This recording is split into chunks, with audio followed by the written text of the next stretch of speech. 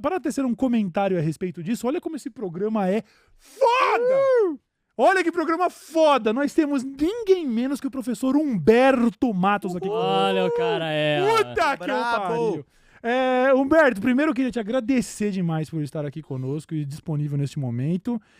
Dizer que eu fiz uma breve introdução aí sobre a questão, mas a gente tem muita curiosidade de ouvir de você como ressoa esse comentário do Lula e, principalmente, a repercussão por parte da extrema-direita mundial, dos conservadores, dos liberais e do Netanyahu agora dizendo que Lula é persona não grata. Como que você vê essa situação toda da manifestação do Lula a respeito do genocídio em Gaza?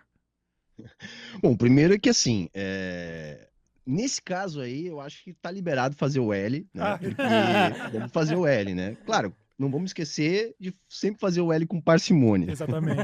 Mas é importante, porque assim, foi uma fala corajosa do Lula, tá?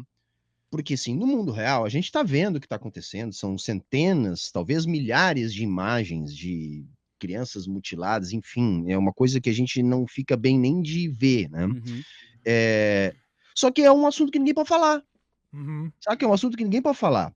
Uma coisa é você aqui tá falando, outra coisa é um chefe de Estado falar, um chefe de Estado de uma das 10 maiores economias do mundo falar, Sim. um chefe de Estado da maior economia da América do Sul falar.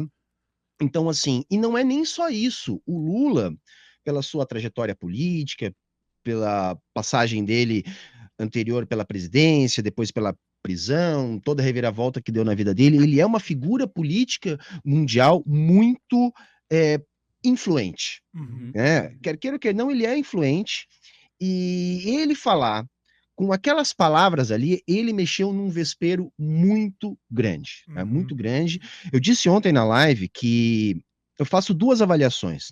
Uma é óbvio, né? O que ele falou é lógico que faz todo sentido, tá? A gente tem dado mostrando que tá morrendo em número de crianças por dia em Gaza, um número superior ao que morria de crianças por dia durante o Holocausto promovido na Segunda Guerra. Nossa.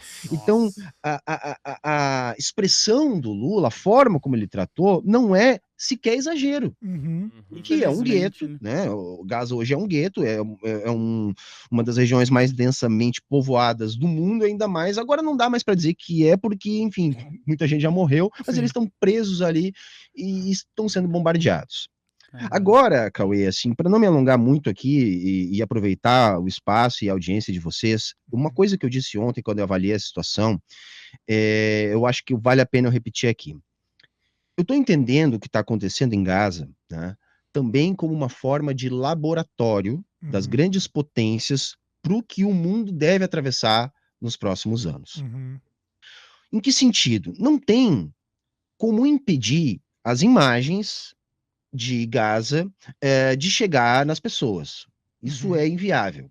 Agora, é possível manipular a informação de massa, né, a partir das grandes agências de notícias, a partir dos grandes veículos de comunicação, né, dá para manipular isso aí.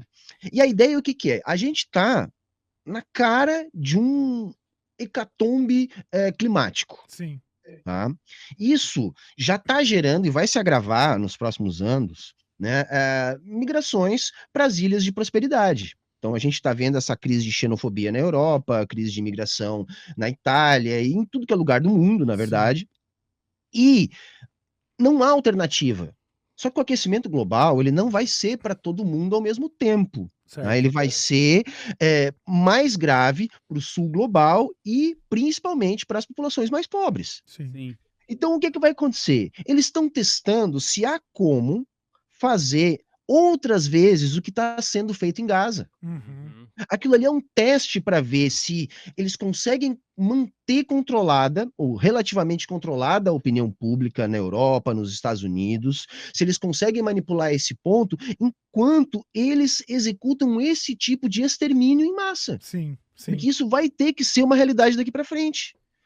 Então, assim, o Lula, ele tem utilizado já há algum tempo a política internacional para fazer mais peso político para o lado da esquerda na geopolítica global, para, de alguma maneira, manter a sua base também engajada. E no plano nacional, ele sempre foi mais conciliador. Então é o Lulinha do Haddad, é o Lulinha do arcabouço fiscal e tal.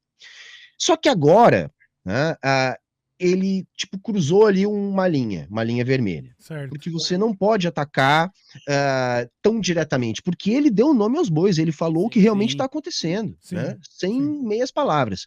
Ao fazer isso, ele vai jogar toda a direita para cima dele, toda a centro-direita para cima dele, toda a centralidade do capitalismo, as forças imperialistas, porque, veja, o que o Lula falou, ninguém na Alemanha teve coragem de falar, ninguém na França teve coragem de falar, ninguém nos países que tem mais força, vamos dizer assim, no sentido de serem menos colônias dos Estados Unidos. Sim. Tá?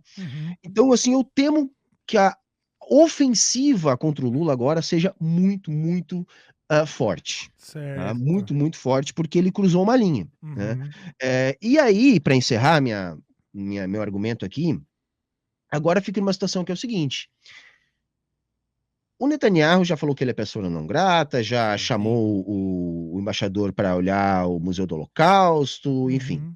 Ou o Lula adota uma postura de reciprocidade e sustenta o que ele disse, ou ele vai sair enfraquecido disso e vai dar mais margem para esse ataque que toda a direita e extrema-direita vão fazer para cima dele. Porque se a outra opção for a de botar pano quente, não foi bem assim, peraí, eu não quis dizer isso, ele simplesmente vai fazer com que a frase tenha sido um jargão apenas para causar algum desequilíbrio na política interna, porque externamente até agora, pelo menos faz 2 horas que eu não consigo acompanhar, mas até onde eu consegui acompanhar, nenhuma grande liderança mundial fez o auê que o Netanyahu está fazendo e que a extrema-direita está fazendo, que a mídia corporativista e sionista brasileira está fazendo. Então, assim, Gaza é um laboratório, a gente tem que prestar atenção, o que eles querem é que a gente naturalize o que está acontecendo lá. Lula cruzou uma linha ao fazer esse tipo de comentário tão diretamente, porque ele não é qualquer um na geopolítica internacional, e agora ele vai sofrer as consequências disso, e ele ficou refém do que ele falou.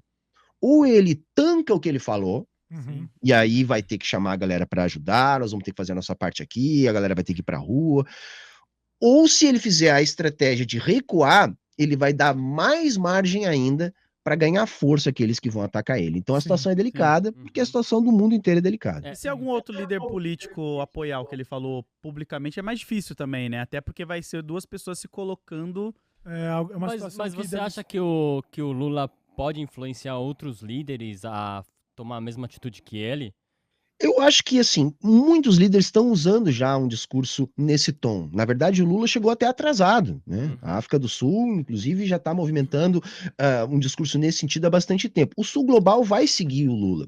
E o fato do Lula se colocar como representante do Sul Global é importante geopoliticamente para o Brasil.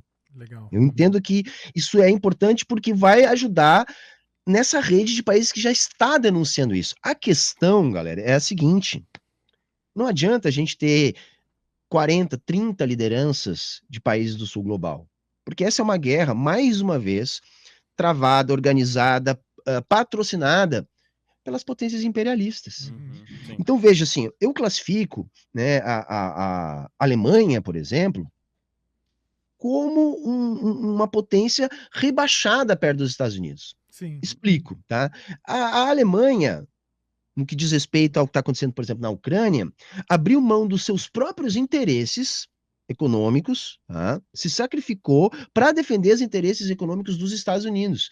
Isso é subserviência. Então, vejam, os países ricos, eu estou citando aqui o exemplo da Alemanha, mas a mesma coisa o Canadá, a mesma coisa a França e tantos outros, tá? Não estão dispostos a enfrentar a opinião dominante, que é a opinião dos Estados Unidos. Então não adianta o Lula falar e ser seguido pelo Sul Global. Isso tem que, de alguma maneira, fazer pressão no Norte Global. E aí, qual a minha avaliação? Os líderes não vão fazer. Quem pode fazer alguma coisa é a classe trabalhadora organizada. Então tem que vir o grito da rua para impactar, porque o político da democracia burguesa tem medo do povo na rua. É a única coisa que pode influenciar eles um pouco ali nessa jogada. Então, assim, desde o início do que está acontecendo na Palestina, eu tenho dito que o nosso papel aqui, que está de fora, né, do que está acontecendo, é influenciar o povo. É tentar travar essa batalha, porque o discurso da mídia, ele é uníssono, né? Sim. Só, é só uma coisa, é uma propaganda sionista. Sim. É dia sim, dia não, a Globo fazendo propaganda sionista. Então, assim, a gente tem que tentar contrabalançar isso. E agora é hora de defender a fala do Lula. Mesmo quem tem crítica ao Lula, pontualmente, agora é hora de defender a fala do Lula, porque o ataque vai ser muito forte. Imagino. Eu não tinha pensado muito nessa questão da represália, das consequências, né? A gente se empolga com uma demonstração de coragem do presidente, mas a gente tá aqui fazendo o entretenimento. Muito legal contar com a sua análise mais aprofundada da pelo menos aqui, pelo menos onde eu tô lendo a notícia, o Celso Amorim já falou que o Lula não vai pedir desculpa. Inclusive ele fala aqui, ó, abre aspas pra eles. Sempre tratamos de maneira muito respeitosa e defendemos a solução de 2 estados, mas não tem nada do que se desculpar. Israel é que se coloca numa condição de crescente isolamento. Olha Mas aí. ele não vai se desculpar, não. Olha Acho que aí. não vai, não. E é bom, né, até ele segurar, porque senão vai acontecer o que o Humberto falou, né? Pelo que estão falando no chat aqui também, eu não tive tempo pra pesquisar, parece que o Lula já chamou o embaixador de Israel de volta pro Brasil também. Ah, é. Importante isso aí, isso é importante. Importante. Professor, muito obrigado pela sua análise, Foda. pela sua participação. Virá outras vezes, com Você certeza. sabe que as portas estão sempre abertas pra você, tá? De verdade, cara. Massa, é nóis, cara. Então, assim, a hora que vocês quiserem, prende o grito, tá? Um prazerzaço sempre estar aqui com vocês. Demorou, velho. Tamo Muito juntão. foda. Valeu, e ó, não esqueça você que tá assistindo agora de seguir o professor Humberto Matos. Exatamente. H1, saia da Matrix, procure aí e consuma, porque o cara é bom, certo? Obrigado, viu, professor? Valeu, Humberto. É nóis. Tamo Falou, junto. valeu, tchau. Valeu.